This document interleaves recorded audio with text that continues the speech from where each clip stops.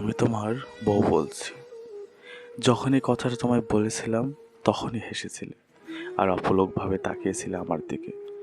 জানি আজ আর হাসবে না, আর আমায় দেখতেও পারবে না, কারণ আমি যে স্বার্থপরের মতো তোমায় ছেড়ে অনেক আগে দূরে চলে এসেছি। আবির, তুমি নিশ্চয় এখন কাঁদছো। তোমার চোখের পানিগুলো ফোটে ফোটে আমার লেখা চিঠিতে পড়ছে। আমি আমার কথা খুব মনে পড়ছে তোমার। আমারও না খুব মনে পড়েছিল তোমার কথা, কিন্তু যেতে তো পারবো না তোমার কাছে। তবে তুমি হাসবে কিন্তু আমায় দেখতে।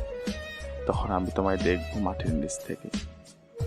আর শোনো, আজ একটু কাঁদো, তবে আমার কথা মনে করে আর কখনো কাঁদবে না, কারণ তোমার কান্না যে আমি একদমই সইতে পারি না।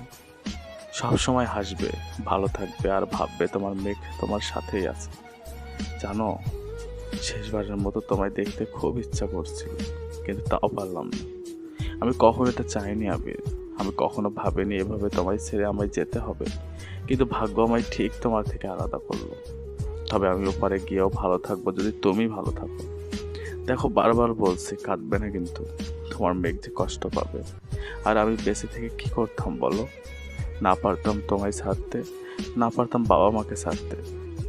তাই আমি একাই তোমাদের থেকে আলাদা হয়ে গেলাম। এটাই ভালো হলো না বলো? জানো আবির, আমার না খুব মনে পড়েছিল আমাদের স্বপ্নগুলোর কথা। তুমি বলেছিলে না আমাদের ছোট্ট একটা সংসার হবে আর 1 ডজন বেবি হবে।